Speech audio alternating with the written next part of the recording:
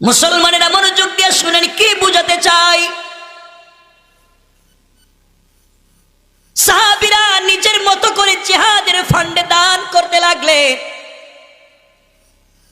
সকল সাহাবীরা যখন জিহাদের ফান্ডে দান করে যায়, এমন সময়ে মহিলারা নাকের ফুল, কানের দুল, ব্রেসলাইট, যার কাছে যা আছে সব দান করতে শুরু করলেন। কাফেরদের মোকাবেলা হবে, জিহাদ হবে, জিহাদের সেনাপতি হবেন স্বয়ং মুহাম্মদুর রাসূলুল্লাহ সাল্লাল্লাহু আলাইহি ওয়াসাল্লাম। সবাই স্বতঃস্ফূর্তভাবে দান করতেছে এবং জিহাদের ময়দানে যাওয়ার জন্য নাম লেখাচ্ছে। ওই সময় মহিলারা যার কাছে যা আছে সবাই দান করে যায়। হঠাৎ করে একজন মহিলা ওই জায়গায় ছিলেন, তিনি দেখলেন সবাই তো যার যার মতো করে দান করে, তার দান করার মতো কিছু নাই। মহিলা দৌড়াইয়া বাড়িতে চলে গেলেন। বাড়িতে যাওয়ার পরে দেখেন বাড়ির মধ্যেও কিছু নাই। জিহাদের ফান্ডে দান করার মতো তার কাছে কোনো টাকা পয়সাও নাই, সম্পদ নাই। এমন একজন মহিলা যিনি 3 দিনের মধ্যে খাবার খায় নাই, ঘরের ভিতরে কোনো খাবার নাই, ঘরের ভিতরে কোনো জিনিসও নাই।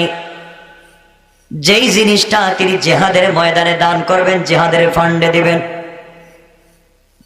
কান্না করতে করতে এক পর্যায়ে ঘরের ভিতরে যখন কিছুই পেলেন না, হঠাৎ করে দেখেন তার একটা কুলের সন্তান খেলা করতেছে, একটা মাত্র বাচ্চা। মহিলা ওই বাচ্চাটাকে কোলে নিলেন, কলিজার টুকরা বাচ্চা, দাঁড়াতে পারে মাত্র, হাঁটতে পারে না, মাত্র 8-9 মাস, 1 বছরের বাচ্চা। এই বাচ্চাকে মহিলা কোলে নিলেন। চোখের পানি ছেড়ে ছেড়ে বিশ্ব নবীর দরবারের দিকে মহিলা দৌড়ানো শুরু করে দিলেন। রাস্তায় যাওয়ার পথে হযরতে ওমরের সঙ্গে মহিলার দেখা। ওমর বললেন, বোন যাও কই, কোথায় দৌড়াও, কোথায় যাও? মেয়ে ডাক দিয়া বলতেছে, আমি বিশ্বনবীর দরবারে যেতে চাই। ওমর ডেকে বললেন, বোন রে, গিয়ে কোনো লাভ নাই। নবীজি জিহাদের জন্য টাকা কালেকশন করতেছেন, তার কাছে কোনো টাকা পয়সা নাই, তোমাকে দেওয়ার মতো কিছুই নাই। তার কাছে গিয়ে তুমি হাত পেতে লাভ নাই, তোমাকে কোনো সাহায্য করতে পারবে না। মহিলা ডেকে ডেকে বলছেন, ওমর, আমি আমার নবীর কাছে সাহায্য চাইবার জন্য চাই না, আমি আবার নবীজির কাছে যাই জিহাদের ফান্ডে নবীজিকে সহযোগিতা করবার জন্য। হযরত ওমর আশ্চর্য হয়ে দেখলেন মহিলার হাতে কোনো জিনিস নাই, কিছুই নাই, কি দিবে?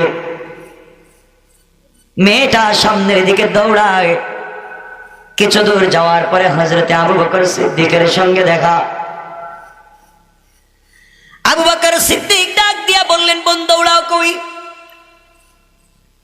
মেয়ে ডেকে ডেকে বলছে, ভাই আবু বকর, আমাকে যেতে দাও, আমি বিশ্ব নবীর দরবারে যাব, নবীজি কোথায় আছেন?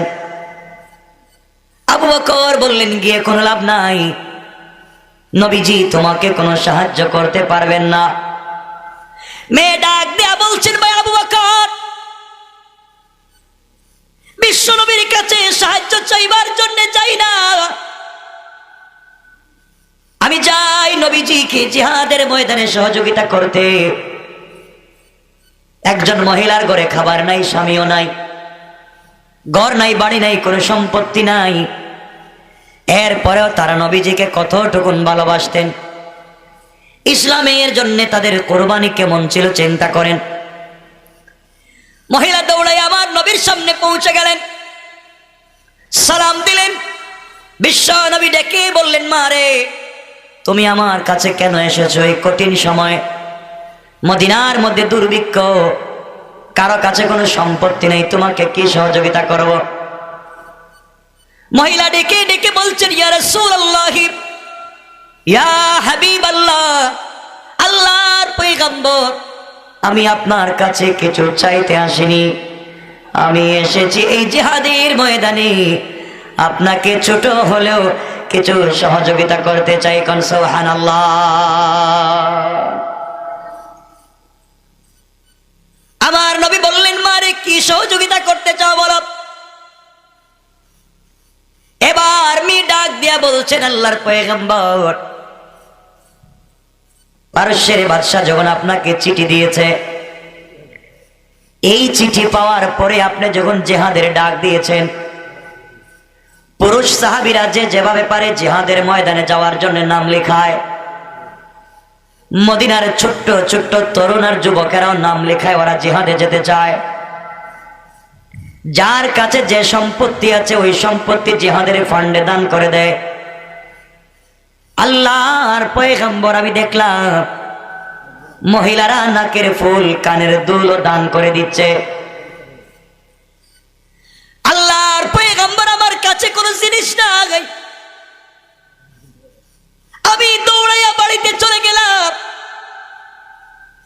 চিন্তা করে দেখলাম বাড়িতে কোনো জিনিস আছে কি দান করবার মতো। যাওয়ার পরে ঘরের ভিতরে কোনো জিনিস পাইলাম না। আল্লাহর পয়গম্বর দেওয়ার মতো কোনো জিনিস আমার ঘরে নাই। যে কাপড় পরনে আছে ওই কাপড় ছাড়া আমার ঘরে আর কোনো কাপড় নাই। 3 বেলার আমার ঘরে কোনো খাবার নাই।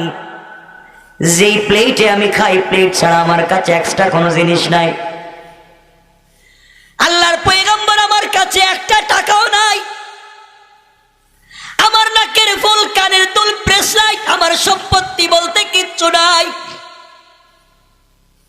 কিন্তু আমি আশ্চর্য হয়ে গেলাম, এই মদিনার মহিলারা দান করে তো তারা জান্নাতি হয়ে যায়, আমার সম্পত্তি নাই, আমি দিতে পারলাম না।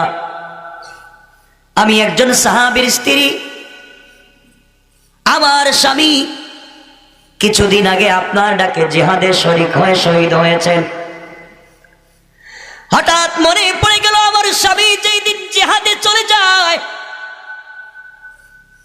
ওই দিন আমার স্বামী আমার কপালে চুম্বন করে বলেছিল, স্ত্রী রে,